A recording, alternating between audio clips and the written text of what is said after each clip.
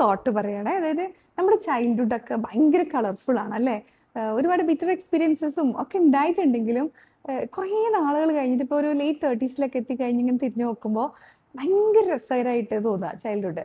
എന്താ അങ്ങനെ പറയാൻ കാരണം വെച്ചാൽ ഇപ്പോൾ റീസെൻ്റ്ലി എൻ്റെ ഒരു കസിനെ മീറ്റ് ചെയ്യുകയും ഒരുപാട് സംസാരം ഞങ്ങൾ ചൈൽഡ്ഹുഡിനെ കുറിച്ചും അത് കഴിഞ്ഞിട്ടുള്ള ഫേസ്, ഞങ്ങളുടെ പഠനം അല്ലെങ്കിൽ ഞങ്ങളുടെ ജോലി, പിന്നെ കരിയർ ബിൽഡ് ചെയ്തതിൻ്റെയും കരിയറിൽ വന്ന പ്രശ്നങ്ങളും, അതുപോലെ അല്ലെങ്കിൽ ഫാമിലിയിൽ വന്ന പ്രശ്നങ്ങൾ, അങ്ങനെ ഡിഫറെൻറ്റ് ഫേസസിനെ കുറിച്ച് ഞങ്ങൾ വളരെ ലോങ് ആയിട്ട് ചർച്ച ചെയ്യുന്നുണ്ടായി. അപ്പോൾ അതിൽ എനിക്ക് സ്ട്രൈക്ക് ചെയ്ത ഒരു എന്താ പറയുക, അവളൊരു വിസ്ഡം അബ്സോർബ് ചെയ്തെടുത്തൊരു രീതിയും അവളൊരു കഥയിലൂടെ എനിക്കൊരു ഒരു വിസ്ഡം ഷെയർ ചെയ്യൊക്കെ ഉണ്ടായി.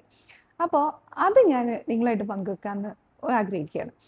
എന്താണെന്ന് വെച്ചാൽ കഥ എന്താണെന്ന് വെച്ചാൽ വളരെ സിമ്പിളായിട്ട് ഞാൻ ആ കഥ പറയാം.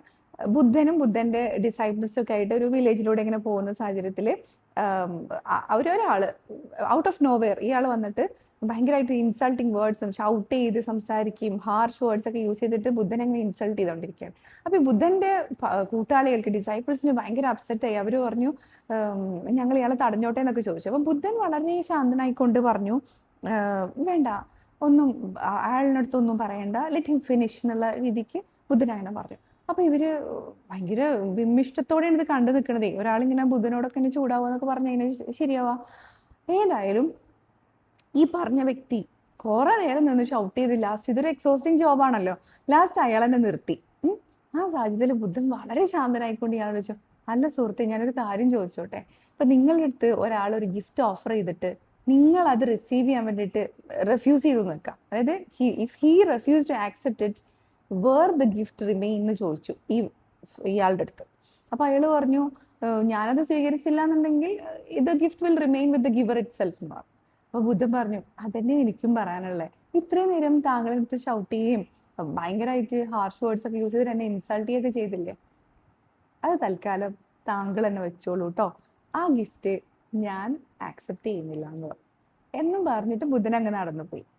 അപ്പൊ ഇയാൾ ആകെ ഞെട്ടി, ആകെ നാണക്കേടായി പോയി. കാരണം ഇത്രയും വിസ്ഡം ഉള്ള ഇയാളുടെ അടുത്താണോ ഞാൻ എന്തൊക്കെ ഞാൻ ചെയ്തെന്നുള്ളൊരു അവസ്ഥയിൽ. എന്നാലും കഥ അവിടെ നിൽക്കട്ടെ. അപ്പൊ ഈ കഥയിൽ നിന്ന് നമുക്ക് കുറച്ച് മോറലൊക്കെ എടുക്കാനുണ്ട്. അതായത് no one can make us angry unless we allow them to. ആലോചിച്ച് നോക്കിയേ അല്ലെ? അതുപോലെ ബുദ്ധൻ ചൂസ് ചെയ്ത ആ ഒരു പാത്ത് സമാധാനത്തിന്റെ ആയിരുന്നു അല്ലെ? Peace is our strength actually. അത് വളരെ വയസ്സായിട്ടൊന്ന് തീരുമാനിക്കേ വേണ്ടുള്ളൂ. അതുപോലെ തന്നെയാണ് if you refuse to accept the negativity that someone has created, that will remain with that person itself who has made it. ഒന്ന് ആലോചിച്ച് നോക്കി, ആരെങ്കിലും ഇത്തരം കുത്തിത്തിരിപ്പൊക്കെ ആയിട്ട് വരുന്നുണ്ടെങ്കിൽ അത് അവിടെ തന്നെ നിന്നോട്ടെ, തൽക്കാലം അതെനിക്ക് വേണ്ട എന്നും പറഞ്ഞ് സലാം പറഞ്ഞങ്ങ് നടന്നു പോയി കഴിഞ്ഞാൽ സംഗതി സിമ്പിളാണ്. അപ്പോൾ നിങ്ങൾക്ക് എന്താണ് തോന്നണേ? ഇതുപോലുള്ള അനുഭവങ്ങൾ ഉണ്ടെങ്കിൽ അത് കുറിച്ചിടാം. ഇനി അതല്ല, ഇതുമായിട്ട് യോജിക്കുന്നില്ലെങ്കിൽ അതും പറയാം, യോജിക്കുന്നുണ്ടെങ്കിൽ അതും പറയാം. എല്ലാം കൂടി പറഞ്ഞുകൊണ്ട് ആ കമന്റ് ബോക്സില്ലേ അതങ്ങോട്ട് നിറച്ചേക്കാം. പിന്നെ അടുത്ത തോട്ടുമായിട്ട് വരുന്നവരേക്കും എല്ലാവരും സന്തോഷമായിട്ടിരിക്കുക. പിന്നെ സ്റ്റേ പോസിറ്റീവ് എന്ന് ഞാൻ വല്ലാതെ പറയില്ല, കാരണം ഈ ഒരു ജീവിതത്തിലുടനീളം പോസിറ്റീവ് ആയിരിക്കുക എന്നുള്ളത് ഇറ്റ്സ് നോട്ട് ദാറ്റ് പ്രാക്ടിക്കൽ. അപ്പോൾ അതുകൊണ്ട് be wise in your decisions and acknowledge yourself. By.